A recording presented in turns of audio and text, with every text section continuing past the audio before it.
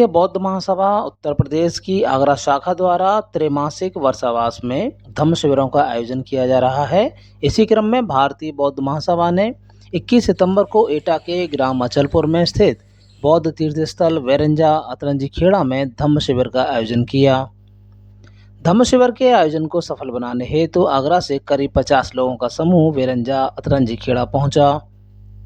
वेरंजा पहुंचकर भारतीय बौद्ध महासभा के साथ साथ अन्य श्रद्धालुओं ने महाकारुणिक बुद्ध विहार में त्रिशरण, पंचशील और बुद्ध पूजा कर धम्म शिविर आरंभ किया। तत्पश्चात सभी उपासक उपासिकाओं ने तीर्थ स्थल वेरंजा में स्थित चारों वोटिव स्तूपों पर अपनी श्रद्धा व्यक्त की। साथ ही इन स्तूपों के इतिहास के बारे में महाकारुणिक बुद्ध विहार के भंते से जानकारी प्राप्त की। नमस्कार, अभी हम मौजूद हैं बौद्ध तीर्थ स्थल बेरंजा। एटा जिले का एक गांव है अचलपुर, जिसके अंतर्गत बेरंजा आता है। बेरंजा वह स्थान है जहां पर भगवान तथागत बुद्ध ने 12वां वर्षावास किया था। ये वर्षावास बौद्ध साहित्य में और बौद्ध जगत में बहुत ही ज़्यादा महत्व रखता है। इसी को लेकर हम बेरंजा आए हुए हैं कि क्या है इसकी प्रासंगिकता क्या है और किस तरह से बेरंजा का तथागत बुद्ध और बौद्ध साहित्य से सरोकार है। तो अभी बेरंजा में है। यहाँ बताते हैं कि सम्राट अशोक ने, जो इतिहास है उसके अनुसार, सम्राट अशोक ने 4 बौद्ध स्तूप बनवाए थे और सबसे बड़ा जो स्तूप है उसी के नज़दीक हम अभी खड़े हुए हैं। तो आपको हम दिखाते हैं, ये है यहाँ का स्तूप। इसे बेसिकली वोटिव स्तूप कहा जाता था। तो वोटिव स्तूप है और इसके बारे में और ज़्यादा जानकारी के लिए हम यहाँ के जो बंते जी हैं उनसे निवेदन करते हैं कि बंते जी आप आएँ और थोड़ा सा वोटिव स्तूप के बारे में बताएँ। मेरा नाम भांत है, करुणाशील है। मैं यहीं पे चीवर लिया हूँ 2024 में 14 अप्रैल को। मुझे 1.5 साल हो गया लगभग। तो जी बंते जी थोड़ा बताएं कि जो सम्राट अशोक ने स्तूप जो बनाया, ये अशोक सम्राट के हाथों के लगी हुई ये स्तूप है। 4 स्तूप है इसमें का। ऐसा सबसे बड़ा ये है, जिसको मनवती स्तूप के नाम से हम लोग जानते हैं। ठीक है, ये अष्टांगिक मार्ग का ये प्रतीक है। 8 इसमें कोड बनाए गए हैं, नीचे देख रहे हैं। इस पे जो है पाली भाषा में नीचे लिखा गया था, लेकिन शरारती लोगों ने कुछ इसको छेनी से बिटका दे हैं, ख़त्म कर दें चिन्ह। तो इधर साइड में बुद्ध का तस्वीर भी बना हुआ था, उसको भी घिट करके बिटका देंगे। तो कहने का मतलब ये हमारे राजा महाराजाओं ने जो स्तूप लगाए हैं, तो कहने का मतलब हमारा खास इसका महत्व ये होता है जो कि हमारे इससे चिन्ह है, हम लोग को इससे सिद्ध होता है जो हमारे राजा महाराजा ने, हर राजा महाराजा बनाते थे, क्योंकि हाथ की लिखी हुई मिटक जाता है, ज़्यादा दिन नहीं चलता। लेकिन ये जो चिन्ह कृतियाँ बनाई हुई बहुत दिनों तक रहता है, इसको कोई मिट नहीं सकता है। तो इसलिए हमारे राजा महाराजा ने स्तूप लगवाई। स्तूप का नाम से अपना एक पहचान दिया। जब तक की धरती पर रहेगा तब तक हमारा सिद्ध होगा कि हमारे राजा महाराजा हमारे वंश में हुए थे। इस चीज़ को लगवाया। कौन से राजा की बात कर? सम्राट अशोक महान की। सम्राट अशोक ने बनवाया जी ये स्तूप है, जिसमें 84,000 स्तूप है, उसमें के 4 स्तूप ये भी है, ये भी आता है। 84,000 स्तूपों में ये भी गिनती है 4।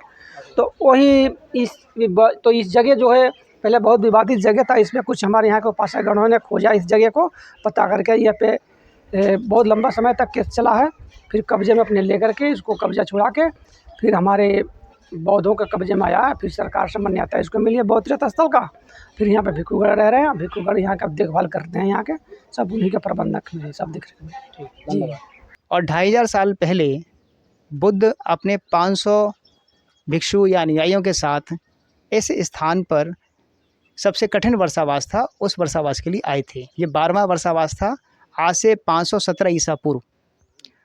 और ये वो समय था कि जब यहाँ पर ये समझ लीजिए सारा इलाका दक्षिण पांचाल, उसके आगे सूरसेन महाजनपद होता है, यहाँ सब सूखा पड़ा था। और सूखा पड़ने के कारण यहाँ खाने दाने दाने के लिए लोग मोहताज थे। ऐसे हालात में भिक्षु संघ को भोजन कौन दे? तो 500 भिक्षु संघ को कौन भोजन दे? ऐसे बुरे कठिन समय में 4 महीने बुद्ध और उनके संघ ने यहाँ बिताए। और इसके अलावा यहाँ बुद्ध से पहले के भी 6 बुद्ध इस स्थान पर आ चुके हैं। इसका स्थान पूर्व बुद्धों में है, बौद्ध परंपरा में रहा है इसका स्थान। उनमें से 4 बुद्धों को, स्वयं बुद्धों के स्थानों को होनसांग एक चीनी यात्री आए थे 6ठी शताब्दी में, उन्होंने स्वयं देखा। तो 4 स्थानों का उन्होंने वो स्थान देखा जहाँ उन्होंने मेडिटेशन या चक्रमण किया। उसके अलावा उन्होंने वो स्थान भी देखे 4 पूर्व बुद्धों के, जहाँ पर उन 4 बुद्धों को बरीड या उनकी जो है समाधि बनाई गई, आज के शब्दों में समाधि। तो उसी तरह से उस वक्त काल में इस तरह की चीज़ों को जहाँ बरीड किया जाता था किसी बुद्ध को, या भिक्षु को तो वो चैत्य बना दी जाती थी जगह, या कोई छोटा स्तूप होता था। तो उन्हीं में से यहाँ पर आप देखेंगे 4 स्तूप हैं छोटे छोटे। तो ये 4 स्तूप जो हैं अर्ली 4 बुद्धास के हैं, जो गौतम बुद्ध से पहले 4 बुद्ध आए थे। गौतम बुद्ध से पहले के जो 4 बुद्धा हैं उनमें से एक बुद्ध का स्तूप ये है। तो इस इलाके में आपको 4 बुद्ध के स्तूप नज़र आएंगे जो गौतम बुद्ध से पहले के बुद्ध आए थे। तो उन्हीं के ही ये सम्राट अशोक ने जो है यहाँ इनके छोटे छोटे स्तूप यहाँ बनाए हुए, तो जिन्हें इंग्लिश में वोटिव स्तूप कहते हैं और आज की भाषा में इसे मनौती स्तूप कहा जाता है। अब यही मनौती स्तूप धीरे धीरे जब हिंदू धर्म के रूप में लोगों ने स्वीकार किए तो इनको अपने पूज्य माना और फिर वहाँ पर वो शिवलिंग के रूप में माने गए। वो मनौती मांगने आते थे, लेकिन असलियत में देखा जाए तो वो पुराना शब्द है मनौती, तो मनौती स्तूप होता था। तो ये इसकी मुख्य बात है जिसकी वजह से सब लोग आए हैं। इसके साथ ही आगरा से भ्रमण को गए लोगों ने बौद्ध तीर्थ स्थल विरंजा में उस वृक्ष को भी देखा जिसके नीचे बैठकर तथागत बुद्ध ने लोगों को बेरंज सुध दिया था। बनते करुणाशील और बौद्ध उपासक संजोग सिंह ने बताया कि नरेलु पुचीमंद वृक्ष काफी छायादार और बड़ा हो जाता है और यह एक औषधीय गुणों से भरपूर वृक्ष है। भगवान बुद्ध ने इसी वृक्ष के नीचे बैठकर अपने 12वें वर्षावास के दौरान यहाँ की जनता को बेरंज सुध दिया था। जी बनते जी, क्या नाम है आपका? मेरा नाम भांते करुणाशील है ये बताया है जी नरौली। इसके का खास बात क्या है? इसको खास बात सबसे है जी, इसका छाया बहुत घना होता है। इतनी घना होता है, अभी तो छोटा है, बढ़ेगा तो देखिए नीचे एक भी धूप का छाया तुम्हें नहीं मिलेगा। हाँ, पेड़ इतनी घना जोड़े जी, तो इतनी बहुत घना छाया होता है। ठंडा शीतल, इसके छाया के नीचे में शीतलता बहुत भी महसूस होती है। शीतलता कुछ ऐसा है कि इस एरिया मिलता है? ये इसका पेड़ एक आध कहीं कहीं मिल जाता है, मैं है इसी क्षेत्र में, सब जगह नहीं मिलता है पेड़। हाँ, दवा के औषधि का भी काम में आता है। तो एक भांते जी ने मेरे बोले इसको तोड़ के रखना, आज आधा किलो फल तोड़ के रखा हो इसका जी। भांते जी थोड़ा बताएं कि जो तथागत बुद्ध यहाँ आए जी, तो उनकी कुछ क्या एक्टिविटीज थी, क्या उसको क्या आप इतिहास में क्या जानकारी है? यहाँ पे भगवान बुद्ध ने ब्राह्मी वर्षावास किए हैं। भगवान बुद्ध ने मथुरा में एक राजा थे, उन्हें भगवान बुद्ध को निमंत्रण पे बुलाए थे। तो यहाँ के राजा जो व्यंचक्र थे, बेरंजक, उन्हें गए थे वहाँ पे। तो भगवान बुद्ध से वहाँ मुलाकात हुई तो इन्हें भी निमंत्रण दिया, जब भगवान बुद्ध आप हमारे राज्य में आइए, अगली वर्षावास हमारे राज्य में कीजिए। तो उसका अगला वर्षावास भगवान बुद्ध ने यहीं पे आए। तो इस क्षेत्र में सूखा बहुत ज़बरदस्त पड़ रहा था, बहुत अकाल पर क्षेत्र था। भगवान बुद्ध ने यहीं पे यहाँ पे बगीची थी राजा का, यहाँ पे जंगली क्षेत्र था कुछ। तो इसी पेड़ के नीचे जो है भगवान बुद्ध ने इसी पेड़ के नीचे बैठ करके 5 भिक्षुओं के साथ वर्षावास किया है। और जीवन का सबसे कठिन वर्षावास यहाँ पे गुजरा है। यहाँ पे जो उनकी ये खाने का, भोजन का सब साधन नहीं यहाँ पे इकट्ठा हो रहा था। 3 भिक्षु यहाँ पे भूख से मर गए थे, इतनी कठिन वर्षावास हुआ था। तो यहाँ पे एक मेला लगता था उस समय में। उसी समय मेला में व्यापारी जब आए थे, जो व्यापारी आते थे अपनी पशुओं की खरीदारी करने, तो उन लोग कुछ अपनी राशन पताई लेके आते थे। उन्हीं राशन पताई में से भिक्षुओं को कुछ दान देते थे, एक मुठा। उसी दान से उन लोग का भगवान बुद्ध का वर्षावास पूरी साल कटा है, 3 महीना काट करके। भगवान बुद्ध को जब समय जब हुआ, वर्षावास पूरा हुआ, तो भगवान बुद्ध ने आनंद से बोले, आनंद अब हम लोग वर्षावास का विदाई लेंगे, राजा से चल के कहेंगे और अपना विदाई लेंगे।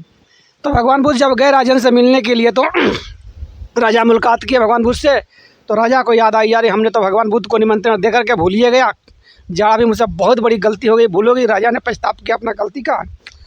तो भगवान बुद्ध ने बोले कोई बात नहीं है, अपने प्रजा के सेवा में व्यस्त हैं, कोई अभी सबसे बहुत ज़रूरी काम है, कोई बात नहीं है। तो राजा ने बोले हमें 1 दिन का और समय दीजिए भगवान। तो भगवान बुद्ध ने 1 दिन का और समय दिया। दूसरे दिन भगवान बुद्ध को सारे भिक्षुओं को भोजन दान दिए हैं और सम्मान के साथ विदाई किए हैं। तो भगवान बुद्ध यहाँ से अपने को अपने आगमन को बौद्ध विहार के लिए गए हैं। अभी उस पवित्र वृक्ष के नीचे हम अभी खड़े हुए हैं, जिसके नीचे तथागत बुद्ध ने उपदेश दिया। यहाँ पर थोड़ा सा बताएं कि कौन सा वृक्ष है और क्या है ये? इस वृक्ष को हम त्रिपिटक में, पाली टेक्स्ट में, पाली बौद्ध साहित्य में नरेलु पुचीमंद नाम से जानते हैं।